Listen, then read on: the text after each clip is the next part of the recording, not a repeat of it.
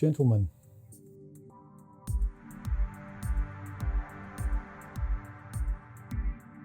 okay, something crossed my mind. It's a supposition, I admit. Historically speaking, in evolutionary terms, most of us died at much younger ages in much more hostile environments.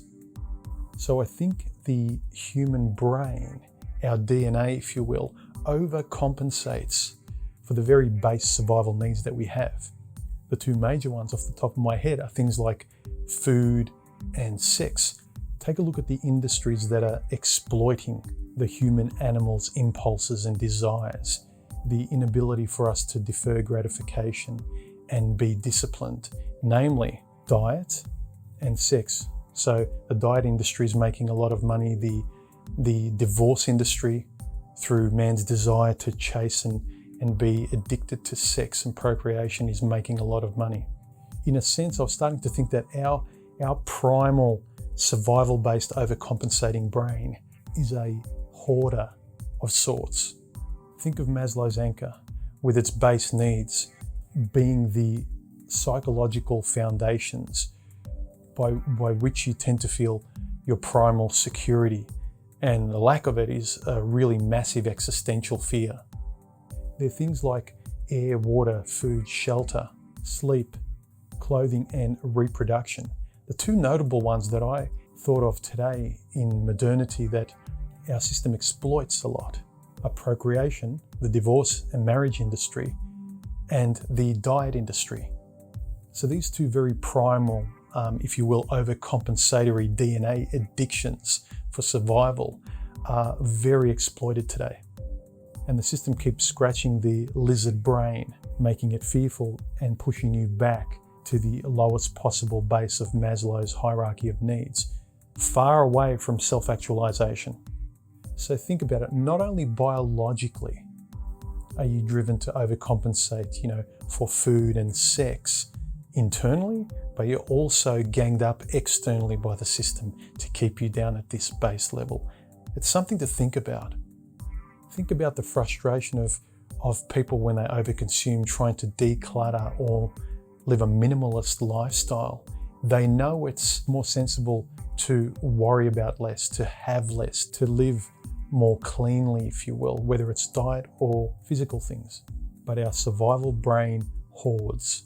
Again, think about the surviving of our species historically. Overcompensating with food, overcompensating with sex, because the human animal is not designed to survive in the wilderness. And here's a big thing that struck me with your DNA and survival instincts pushing you around when it comes to sex, procreation. I think about my past when I just couldn't let the female go after a breakup, why she was always on my mind. Even if I was miserable in the relationship and it was ending, there was this existential pain in my chest. Where does that come from, gentlemen? Other than your DNA saying, whoa, what do you think you're doing, letting the female slip away? What do you think you're doing, walking away from the female? Any kind of separation between you and the female that is in proximity, your DNA actually resists it because it's thinking, I want to propagate my genes. Here is a perfectly viable female for you to continue your DNA with. Think about when you try and ethically let her go and philosophically be the better man and let her go and wish her happiness. There's this constriction that says, oh my God, she's going to be with someone else. Somebody else is going to propagate their DNA with her. And think about how much easier that is when you have another woman on the side or when you have another woman to go to. Your DNA is a planetary force, not allowing you to sever the female orbit unless you have another to orbit. I'm not saying it's right. I'm just suggesting as a hypothesis that that's probably the case. You see, to your DNA, you are pair bonded with the female. It does not care whether you're happy with her. It does not care whether you're fulfilled. It does not care how your life is. All it cares about is that you have pair bonded with the female and it is addicted to propagating its DNA through her. And any separation between you and her is met with a monstrous resistance. Many of you guys who have been in that situation where you just can't fathom why this girl is just not right for me. We have nothing in common. I mean, a personal story of mine, I remember one of the most painful breakups I had years ago was with a narcissist that I went out with. We were virtually incompatible on all fronts aside from sex. Surprise, surprise, when it comes to a narcissist. But we were virtually incompatible, yet the existential pain I felt of her leaving was completely irrational, and I couldn't understand why. Notwithstanding what a narcissist does to somebody, but I could not reconcile why I felt so bad towards someone I had almost zero compatibility with. I would hypothesize that it's your DNA playing tug of war with you. Your DNA wants to survive. Your DNA wants to have sex. Your DNA wants to propagate your genes. I mean, have you ever noticed that even older guys still are adrenalized by a sexual pull, even if physically they're disinterested or don't have the energy? Even if you're gay, I think that DNA and reptilian brain, that pull to procreate, is always there. It's a mountain, it's a leviathan, and your pitiful intellect checking all the right boxes, but still being unable to let her go. It says a lot about the power of biology in your DNA and your base reptilian brain, I think. It's in pain when the female leaves. You might not be, but it's in pain, your DNA. Your DNA is in pain at the loss of the possible reproductive opportunity. There's no other female around. It's all it cares about. We're here to survive. Your brain is geared for survival, not fulfillment, not happiness. As that story closes, as she drifts away, as you're left alone, your reptilian brain, your DNA is saying, what are you doing? You can't let her go.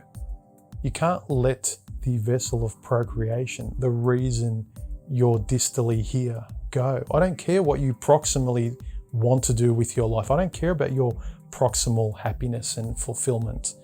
What are you doing? No, you don't let her go. You don't sever a pair bond. That's what your DNA is saying. It's saying, what are you doing? She'll get away. Some other guy will get her, and then he'll propagate his DNA through her. Not you. You will die.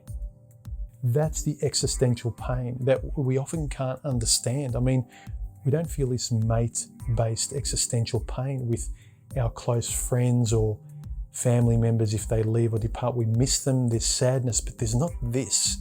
This is something else. And I know many of you guys know what that feeling is. Even if you're embarrassed of feeling the way you obviously feel. The woman that months from now you'll be glad is no longer in your life. At that moment, you would cut your left arm off for.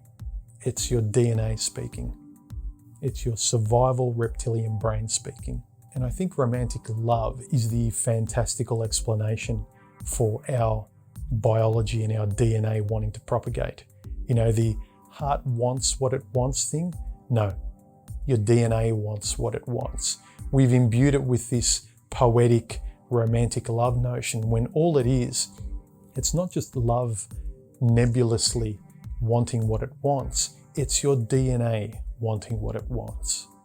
Again, even if you're old and Hugh Hefner, even if you're gay, even if you've broken up amicably and you've parted ways on good terms and you wish each other well, and as she drifts away, there's that existential, primitive part of you where you have the feeling like you've been hollowed out and can barely breathe, and you really rationally can't understand why. That's why I laugh when people say, yeah, we've got free will. When you look at how our biology drives us and our DNA pulls our puppet strings, I would say, yeah, slim chance, buddy. our civilized, conscious, intellectual, philosophical selves are trying to hold back this tsunami of our biology and DNA. And of course it's easy to submit to your biology. I mean, think about how many people get back with their awful ex-partners, and as soon as they have them back in their lives and they regret it, they're thinking, what am I doing? I feel this dread again. Why am I taking this person back? It's very easy to fall back into those soft pillows of your DNA and your biology. Facing these large irrational resistances, and when you incrementally have enough of these conscious intellectual victories over your biological impulses and you see the rewards, I think incrementally that's when you can start getting better, rather than just falling into those easy pillows and screwing up over and over and over again and hating yourself and being more depressed and feeling like you've been making the same mistakes for the last 5 years, 10 years, 20 years, 30 years, your whole life. I mean, what kind of life would that be at the end? I mean, that's a real existential fear to me, not just a momentary, I've lost this chick, or I didn't get to reproduce with her. And having that discussion, and often it's a battle, is painful. But the small victories through that, I found liberating. They're the steps forward. They're the steps up Maslow's pyramid. I've mentioned in a previous video where the matrix was continually plugging back into you. So it's a continual process of unplugging. And I would parallel that metaphor and that thought model to continually being conscious of unplugging from your species propagating instincts as well. That is also your matrix plugging back into you. I think Richard Dawkins said that we were the puppets of our DNA. I guess I'm saying, being able to see this now, I'm hoping that we can give ourselves a break to a degree and realize some of the strings that are being pulled on ourselves as puppets through our DNA and our biology. Give yourself a break, gentlemen. It's David against Goliath.